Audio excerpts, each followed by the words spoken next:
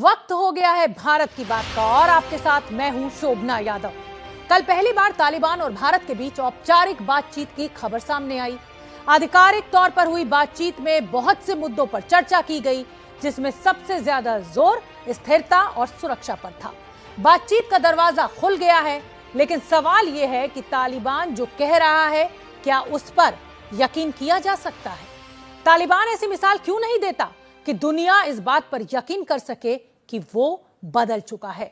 जो तालिबान अपने मुल्क की जनता का भरोसा नहीं जीत पा रहा है, वो दुनिया का भरोसा कैसे जीतेगा? तालिबान राज में अफगानिस्तान से आई ताजा तस्वीर देखकर आपका दिल रो उठेगा। कैसे तालिबान की दहशत से भाग रहे हजारों लोग दूसरे मुल्क में पनाह के लिए दर दर की ठोकरें खा रहे हैं। भारत की बात में हमारी ये खास रिपोर्ट देखिए।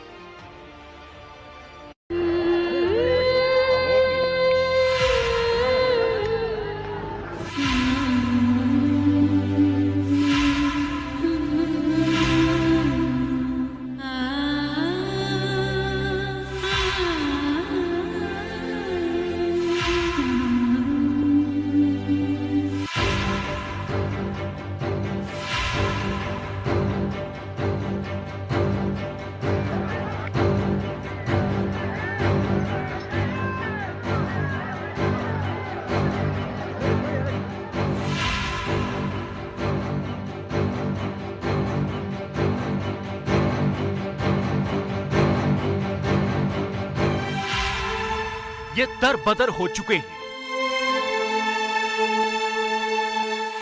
दहशत इतनी है कि ये सिर्फ एक सवाल का जवाब ढूंढ रहे हैं कि अब जिंदा कैसे रहना है। बेबसी इस कदर है कि अपना घर छूट चुका है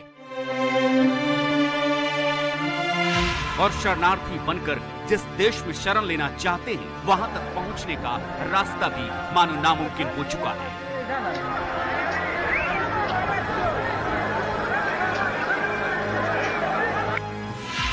इस भीड़ में बुजुर्ग हैं, महिलाएं हैं, बच्चे हैं, जो तालिबान के खौफ से अफगानिस्तान छोड़कर बस भाग रहे हैं।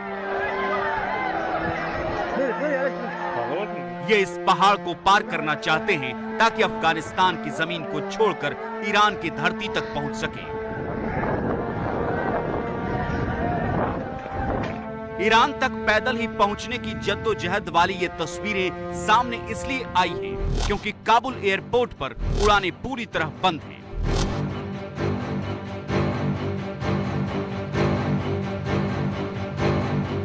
अमेरिका के अफगानिस्तान छोड़ने के बाद से एयरपोर्ट पर सन्नाटा पसरा हुआ है। अफगानिस्तान से बाहर निकलने की आखिरी उम्मीद बंद हुई तो हजारों लोगों का ये काफिला ईरान बॉर्डर की तरफ कूच कर गया।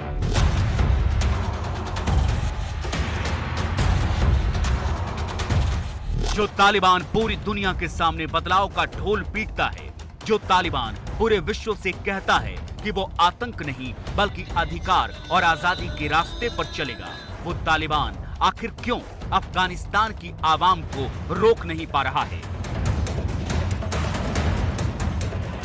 वो तालिबान क्यों अफगानिस्तान के नागरिकों को इस बात का भरोसा नहीं दिला पा रहा है कि वो मुल्क छोड़कर न जाएं, उनके साथ किसी तरह की ज्यादती नहीं होगी?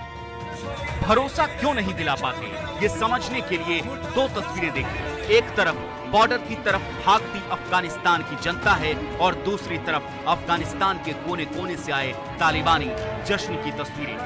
तालिबान जिसके सिर से अफगानिस्तान पर पूरी तरह से कब्जा कर लेने का सुरूर ही नहीं उतर रहा है।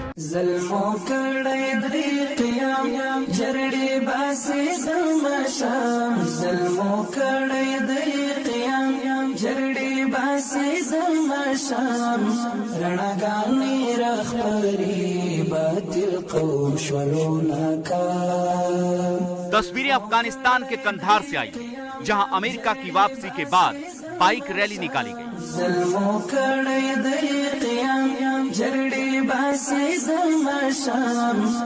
तालिबानी लड़ाकों की फौज कहीं बाइक रैली निकाल रही थी तो कहीं कार से जश्न का कारवा निकला हुआ था।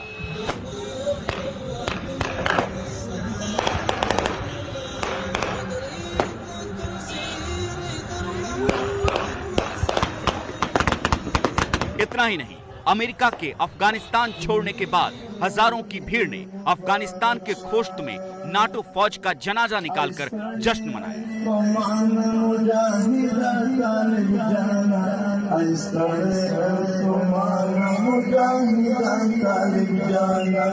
तालिबान बातें कितनी भी क्यों न कर ले, लेकिन अफगानिस्तान पर कब्जे के 17 दिन बीतने के बाद भी तालिबान ने ऐसी कोई मिसाल पेश नहीं की जिससे ये लग रहा हो कि ये 20 साल पहले वाला तालिबान नहीं है।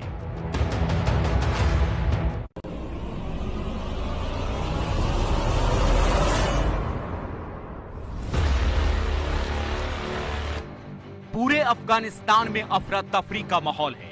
अस्थिरता ऐसी कि असर पूरी दुनिया तक पड़ रहा है। लेकिन तालिबान को ऐसी तस्वीरें जारी करने से फुर्सत नहीं है, जिसे देखकर लगता है कि सिर्फ सर्कस चल रहा है। टीवी स्क्रीन पर मौजूद ये वो चेहरे हैं जो बहुत जल्द अफगानिस्तान के हित से जुड़े फैसले लेते दिखाई देंगे।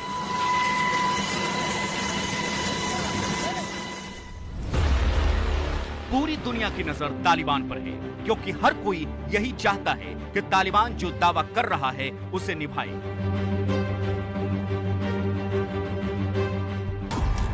टीवी स्क्रीन पर आंखों में आंसू भरकर तालिबान के खौफ की कहानी सुनाती ये अफगानिस्तान के तुलु न्यूज चैनल की महिला एंकर बेहिस्ता है।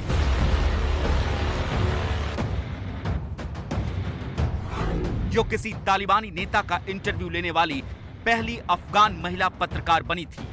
बेहिस्ता अफगानिस्तान छोड़कर कतर जा चुकी है। लेकिन बेहिस्ता ने बताया कि उस दिन क्या हुआ था। 17 अगस्त को जब 22 साल की बेहिस्ता तुलु न्यूज के दफ्तर पहुंची तो उसके न्यूज रूम में अचानक तालिबानी नेता आ गए और लाइव इंटरव्यू देने की बात कही। तालिबानी नेता का इंटरव्यू लेने वाली एंकर ने बताया कि जब वो तालिबानी नेता से बात कर रही थी तो उनका शरीर कांप रहा था।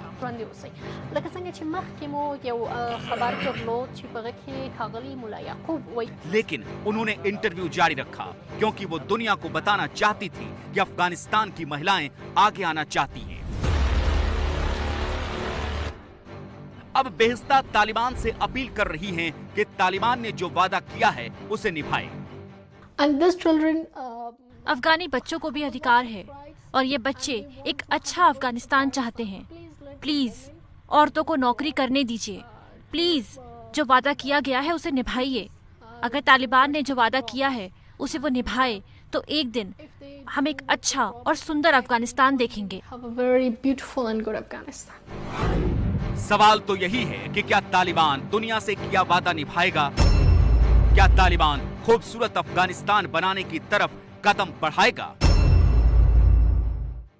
ताजा खबर यह है कि तालिबान अफगानिस्तान में ईरान मॉडल की तर्ज पर शूरा काउंसिल की मदद से शासन चलाएगा। ईरान की तर्ज पर ही अफगानिस्तान में भी एक सुप्रीम लीडर होगा और फिलहाल अब तक की जानकारी के मुताबिक तालिबान का प्रमुख हिब्तुल्लाह अखुंदजादा अफगानिस्तान में सुप्रीम लीडर बन सकते हैं। सुप्रीम लीडर के नीचे शूरा काउंसिल, प्रधानमंत्री और कैबिनेट काम करेगी। शूरा काउंसिल परामर्श देने वाली कमेटी होगी, जबकि प्रधानमंत्री और कैबिनेट अफगानिस्तान के कामकाज और फैसलों को अमली जामा पहनाने का काम करेंगे। अफगानिस्तान को ईरान मॉडल से चलाने की चर्चा है। दरअसल ईरान में भी एक गार्डियन काउंसिल है। ईरान की संसद में पास होने वाले हर कानून को गार्डियन काउंसिल से सहमति जरूरी होती है। ईरान की सबसे ताकतवर संस्था है गार्डियन काउंसिल।